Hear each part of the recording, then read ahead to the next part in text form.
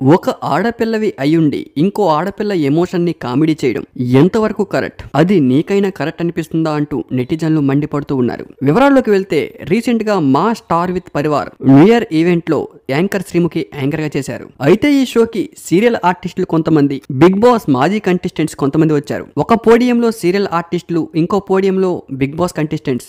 ఇంతలోనే Bigg Boss 8 winner Nikhil entry ఇస్తారు. Nikhil, Kavya after Bigg Boss అదే ఫస్ట్ టైం స్టేజ్ పై కలడం. నిఖిల్ ఎంట్రీతోనే కావ్య కొంచెం టెన్షన్ లో ఉంటారు. కొంచెం మొహమాటంగా అటు ఇటు చూస్తూ ఏం చేయాలో అర్థం కాని పరిస్థితిలో ఉండే కావ్యాని శ్రీముఖి ఇంకా కామెడీ చేస్తూ ఒక పక్క సీరియల్ ఆర్టిస్ట్ ని పరిచయం చేస్తూ మధ్యలో కావ్య దగ్గరికి వెళ్లి వద్దులే అంటూ కావ్య ఎమోషన్ ని కామెడీ చేస్తూ వెళ్ళిపోతారు. ఆ టైంలో కావ్య ఫేస్ చూస్తే అందరికీ బాధ అనిపిస్తుంది. ఆ టైంలో కావ్య ఏం చేయాలో అర్థం కాక మొహం బెక్కపెట్టి అలా చూస్తూ ఉంటారు. శ్రీముఖి నిఖిల్ ని తీసుకుని వచ్చి అందరికీ పరిచయం చేస్తూ మధ్యలో కావ్యాని విడిచిపెట్టి వెళ్ళిపోతే అటుపక్క బిగ్ బాస్ కంటెస్టెంట్స్, ఇటుపక్క సీరియల్ ఆర్టిస్టులు అందరూ నవ్వారు. అందరూ ఒక్కసారిగా వెకిలిగా నవ్వడంతో ఒక్కసారిగా కావ్య ఏం చేయాలో అర్థం కాక పాపం ఫేస్ అమాయకంగా పెట్టారు. ఈ ప్రోమో చూసిన నెటిజన్లందరూ కూడా ఒక్కసారిగా శ్రీముఖిపై ఫైర్ అవుతున్నారు. ఒక ఆడపిల్లవి అయ్యుండి ఇంకో ఆడపిల్ల ఎమోషన్ ని కామెడీగా చేయడం అది ఎంతవరకు కరెక్ట్ అంటూ. అదే ప్లేస్ లో నువ్వుంటే ఇలానే చేస్తే ఊరుకుంటావా? అక్కడ నిఖిల్ కి కావ్యకి ఇద్దరికి కూడా బ్రేకప్ అయిందనే విషయం తెలుసు. అసలు మాట్లాడుకునే పరిస్థితుల్లో కూడా లేరనే విషయం కూడా తెలుసు.